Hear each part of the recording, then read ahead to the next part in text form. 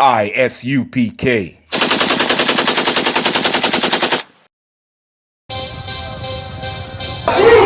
want no cowards in our camp, in our camp. Only men defend the side. We want no cowards in our camp, in our camp. Never let them call us back. We want no cowards in our camp, in our camp. Only men defend the side.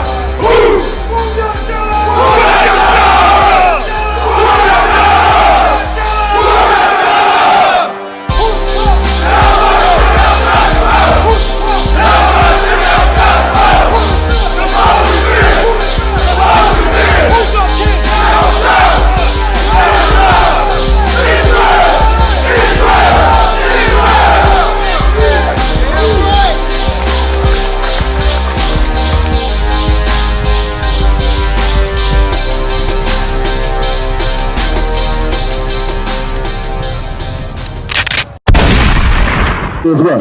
Like brownish, right? And your color would be more what? Tan. Sort of beige. White. Hold on now, hold it now. Okay, hold on. So that's what I always get there. It's funny, you always get this. Hold up that book right there and show her a white page. There's no problem. Show her the white page. You see, let me see that page. Now you said I would be in the earth. I'm considered what? Black. I'm considered black. But my wristband is what? Black. But my skin is more brown. Your skin is white. Put your skin up to that right there. Hold on. Your skin is what? Your skin is what? Is what? Wouldn't it be more? You got brown in your skin? You'd be a Negro. You'd be like me if you had a hint of brown in that skin. So you would be more red. Look at your skin. Okay. Wouldn't you be more? Now the only reason why you look a little brownish because the sun is burning you. Right. But I'm talking about like if you really look at you outside of the sun, you look more red, right? Right. Now let me show you that person in the Bible. Give me Genesis 25 and verse 25. Genesis 25, verse 25. And the first came out red all over. Not only are you red, go ahead. All over like in hairy garment. But you're also hairy. You ever see some of them, like you shave, you probably shave your arms, your knuckles even. I don't shave my arms. Do you shave your toes? Like it, I just don't grow hair. Okay, but a lot of so-called white men, they grow hair every damn where. Right, they're trying to get it off however. Right, razor anyway. So this book, the Bible in Genesis 25 and verse 25 says, the first came out what? Red. All over, like in hairy garment. Not just red, but it was hairy too. Right? This is the birth of the first white man in the Bible. Go ahead. And they call his name Esau. Oh, they call him who? Esau. See that? That's your forefather in the Bible. It's Esau. You want me to tell you what the kicker is though? That read, give me verse 23. Because like if we search this Bible, it's so true. It tell you who everybody is in the Bible. It tell you who the Arab is, it tell you who the Asian is, but in the earth, the powers that be have sought to change our names. You know why they changed our names? So they can manipulate us. They changed our names and who we were in the scripture in order to manipulate us, to make one person believe that they were something, and the other person believe that they were nothing, and that the nothings always serve the somethings. That is the grand agenda of the powers that be that changed us from your biblical name being Esau. Read Genesis 25 and verse 23. I'm going to be real quick with it. Go ahead. Genesis 25 and 23. And the Lord said unto her, 2 nations are in thy womb. Hold on, and the Lord said what? 2 nations are in thy womb. Now, have you ever heard of twins? You ever heard of a woman that had twins, right, in her belly? Do both twins have to be identical? Could one twin come out looking totally different? All right? So, in this case right here, this woman named Rebecca, was that Rebecca? Yeah, that was Rebecca. This woman had twins in her womb. And the Lord spoke and said, what again? 2 nations. Hold on, 2 what? 2 nations. 2 nations. Think about that. Think about that. 2 separate nations, 2 individual nations. Go ahead. Are in thy womb. Told her, these 2 nations in your womb. Right? Keep going. And 2 manner of people. So if you got a nation, right? A nation means like nationality, meaning like, you know, like an Arab, and an African, two different nations, right? The lawyer said this woman would have two nations in her womb at the same time. Okay? Keep reading. And two manner of people, And what? two manner of people, These people, they would have different mannerisms. One would do a certain thing versus the other doing another thing. Keep reading. shall be separated, They shall be what? separated, They shall be joined. separated, They shall live their life together. separated from thy bowels. And the one people shall be stronger than the other people. One of them gonna be stronger. Go ahead. And the elder shall serve the younger. And when the first one that comes out is prophesied to be a servant to the last one that comes out. Keep reading. Verse 24. And when her days to be delivered were fulfilled, behold, there were twins in her womb. Verse 25. And the first came out red. Remember, the prophecy is that the first one, the elder, shall serve the younger. Keep going. All over like a hairy garment. Read that again. And the what? The first came out what? And the first came out red, all over, like in hairy garment. Read that already. Keep going. And they call his name Esau. Verse 26. And after that came his brother out, and his hand took hold on Esau's heel, and his name was called Jacob. So twins, one named Jacob and the other one named Esau. Esau is the progenitor of all white people, and guess what? Jacob is the progenitor of all black people, Hispanic and Native Indian people. All people that enjoyed how the culture of everybody else on the planet at that time, or how they looked at least. Everybody was dark-skinned at that time. But this baby came out red. That was significant, a thing that the Lord had to mention in the Bible. All right, now jump down to, no, keep reading. Come. Verse 27. And the boys grew. Salaki. And the boys grew. And Esau was a cunning hunter. Hold on, Esau was what? A cunning hunter. Esau was what? A cunning hunter. The Lord is giving you a description of these people. The Esau was a hunter. Like, I always see white men with deers on the back of their pickup trucks. Man, you put a white man in the middle of any goddamn way, he gonna survive, man. He gonna kill what he need to kill and build anything he need to build in order to survive. And Esau was a cunning hunter. Go ahead. A man of the field. And Jacob was a plain man. Jacob, man, all he wanted to do was just chill out. He was plain. Y'all will refer to Jacob as being lazy nowadays, right? So Esau was a hunter in the field, and Jacob was just plain. Keep going. Dwelling in the tent. Chilling in the crib. You see that? Jacob just wanted to sit on his ass at home and not be bothered with all of that field work. Keep going. Verse 28. And Isaac loved Esau because he did eat of his venison. Isaac, man, which is their father, man. Think about your son, man, going out there in the field. You ain't got to go out there no more, right? Your son bringing you meat home and, you know what I'm saying, feeding you every day, and you're going to love him for that. Think about that. Keep reading. But Rebekah loved Jacob. Verse 29. And Jacob sought pottage, and Esau came from the field. Now, you know what? What's so significant about this is what God said about these two different people. You know, that's the significant point. Give me Job 9 and verse 24. Let me show you something. And this is what the powers that be understand about black people. You ever wonder why is there such an underlying hate for black, Hispanic, and Native Indian people? And you got to admit that you see black men shot in the back from running from the police, shot in the head. Didn't even, grab your keys, whatever. You can't reach for nothing. The police pull me over, man. You know what I do? I stick the hands out the roof of the truck so you can see my hands. You're like, no. In my heart, you know what I know based on my experience almost in the earth for 50 years, is that the white man want to kill me. He got this appetite, man, to destroy me. He's a cunning hunter. He's looking for me to make a mistake so he can kill me, so he can take my life. That's what I know. That's what all black people teach their kids, if y'all don't know that. We teach our kids that you watch out for that white man with that goddamn gun. Okay, all right, so you know, all right? But this is the thing that the powers that be understand that you don't understand as an average white man. Read. Job 9 and 24.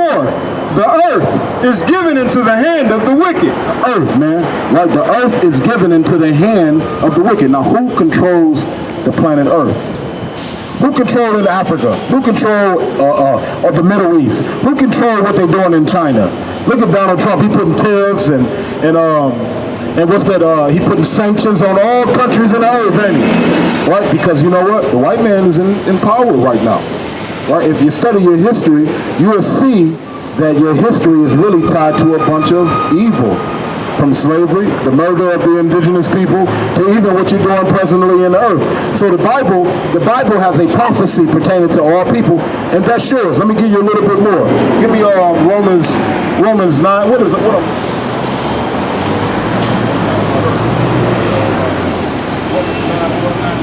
Give me Romans 9 and 13 real quick. Now let me show you something, how the Most High feels about this thing. Right? You guys find yourself in power, right? You can walk freely after a history of rape, robbery, and murder in this country. You can walk through the ghetto, and you know what black people gonna do? Leave you the hell alone. They ain't gonna mess with you. You can walk through the hood, man. I'm telling you, I've seen it, and nothing happens to you. I live in those, bro. Right, and nothing happens to you. You know why?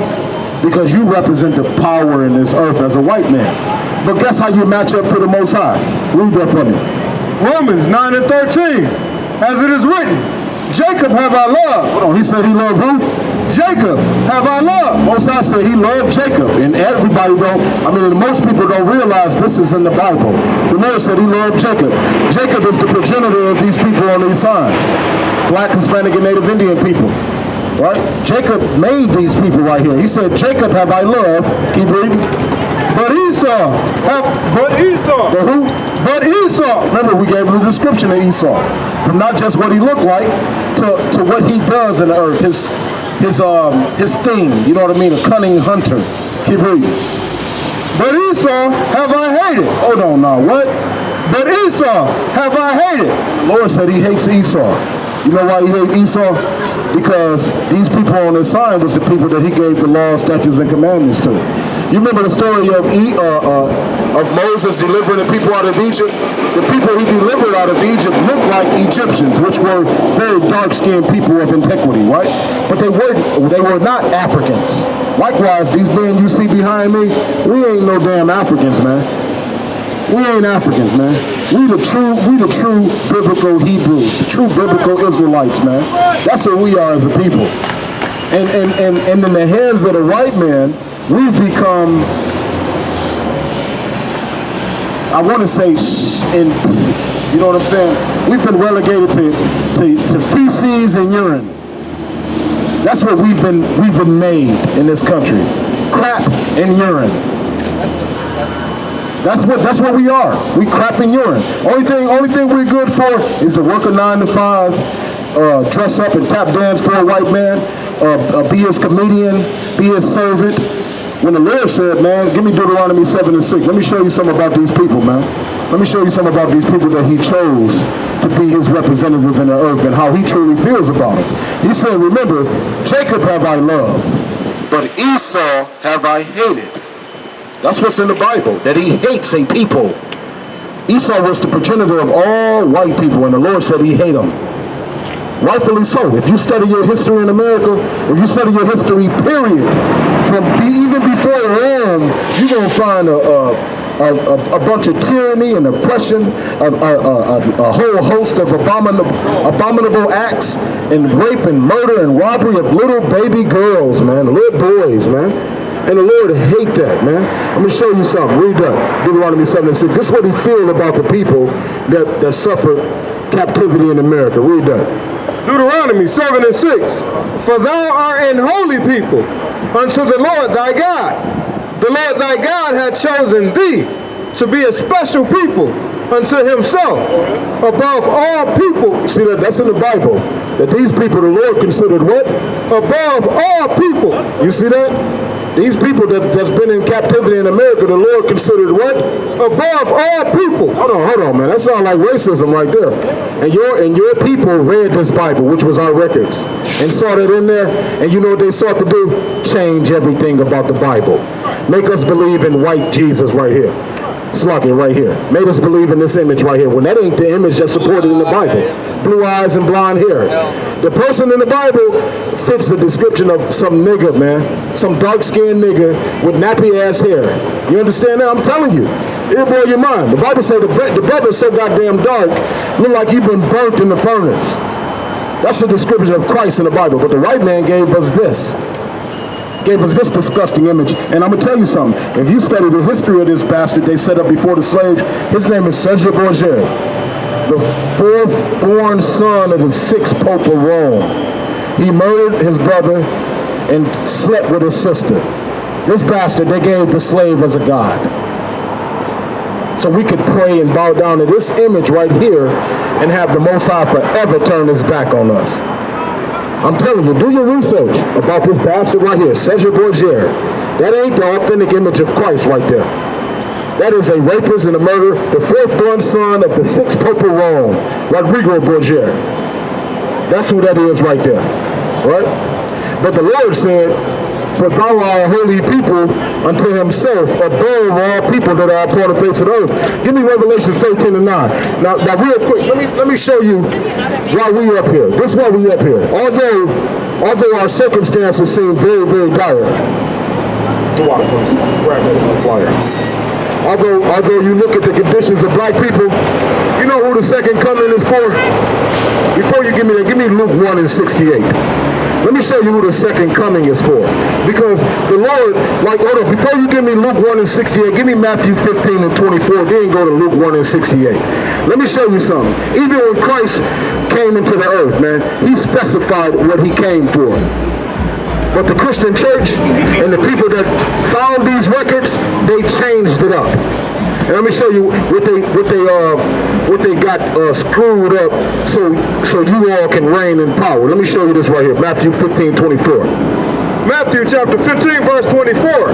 But he answered and said, I am not sent, but unto the lost sheep of the house of Israel.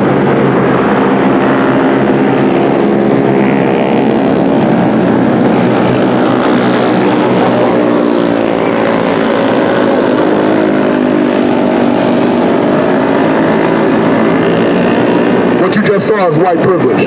All them bikes is illegal and they riding them downtown. All right, that's what white privilege look like right there.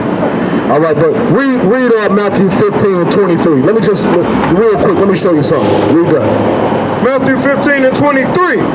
But he answered her not a word. And his disciples came and besought him, saying, this Greek woman, this white woman came up to Christ and asked him for help for her daughter. Right? And Christ did what? But he answered her not a word. He ignored her. Go ahead. And his disciples came and besought him, saying, send her away, for she crieth after us. Verse 24. But he answered and said, I am not sent, but unto the lost sheep of the house of Israel. See that? This is out of Christ's mouth. He answered and said, what? I am not sent, but unto the lost sheep. I am not sent, but. Meaning, I didn't come for this woman's nation. I came for who? The lost sheep of the house of Israel. And the lost sheep is these Negroes. Man, I asked his brother what his nationality is. He ain't going to tell me an Israelite. He going to tell me an African American. That's a lost person right there. Because Africa was a white man. Cypricos Africanus, do the history, right? And then America was who? That bastard that was on the boat with Christopher Columbus. America's Vespucius. So we're going to name, and then America is what? 3 continents, man. So North, Central, and South. Okay? And Africa is one. How you going to name yourself after a damn continent?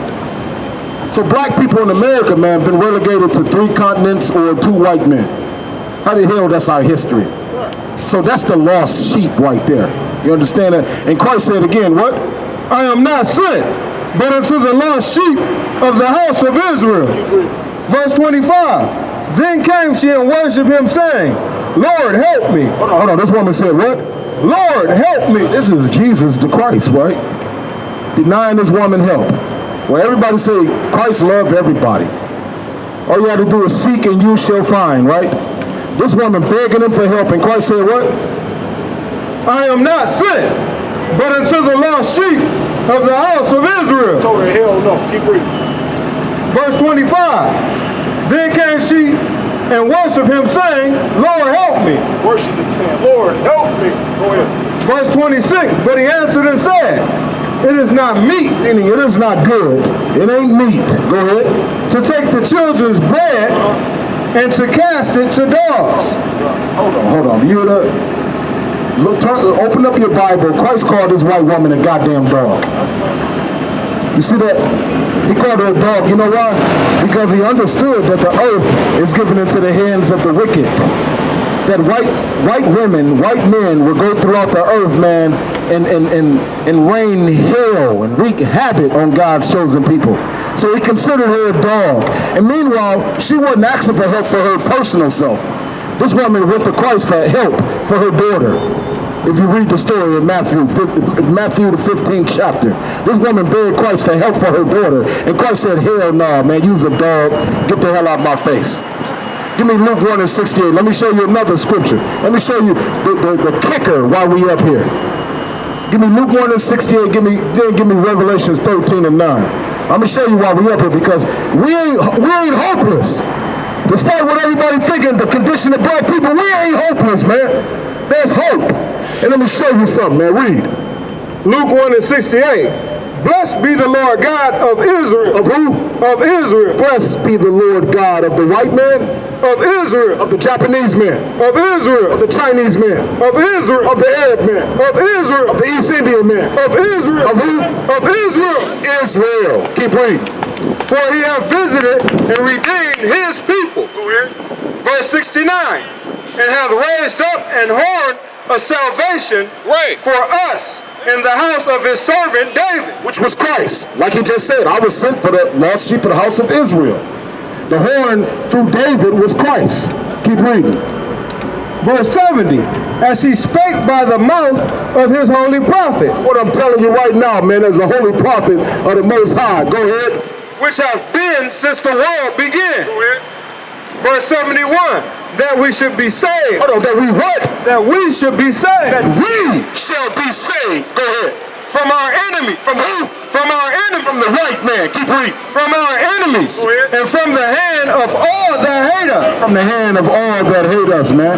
That's what's going to happen to black people. When that sky crack, when that sky crack, you know who he coming for? He coming for the lost sheep of the house of Israel to save them from the hands of their enemy. Because black people, Hispanic people, and Native Indian people are still servants in this country right now. We were never free. No reparations, no, okay, we, like always ask people this that tell me that all white people ain't bad. Always ask this question right here. I said, where have you seen, like in the 60s, all them black people marching and shit, all them black people marching, when have you seen, you know it's 200 million white folks in this country, right? Have you seen 1 million of them marching at one time, man, for the prosperity of black people? Have you seen 2 million of you guys, man, demanding black people get their just due back? Hell no, you haven't. You know why? Because all white people are inherently selfish and cruel. Black people couldn't do what you did to us. We could not do that to you. You see, for as many black men that would turn and hurt you, you will see a double that amount save you. You will see black men stand up and save you from another black man. Because that ain't our spirit, man. But the spirit of a white man, if you even study what these goddamn presidents did to our little baby girls, man, in slavery. What's his name? Jefferson. One of these bastards, man. I think it was Jefferson, man. Thomas Jefferson. Thomas Jefferson, man. If you read his memoirs, man, if his pick of the litter, these black, little bitty 6-year-old black girls coming off them damn boats, what he said he did to them, man, it'll turn your stomach as a woman. It'll turn your stomach what they did to our little babies. Give me Psalms 83. I'm gonna show you that the Lord is so fair. The Lord is so, y'all ever heard of the Trail of Tears? You heard of that? You know what that goddamn general did to them Indian babies during that march from one end of the country to the other? If them Indian women suckling their baby would slow the lions down, that goddamn general, what was his name?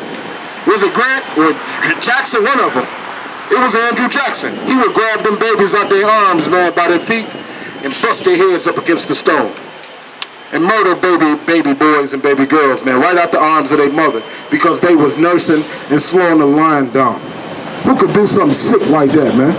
Give me Psalms 83. Let me show you something. No, I think it's Psalms 130. Which one is that? Psalms 83.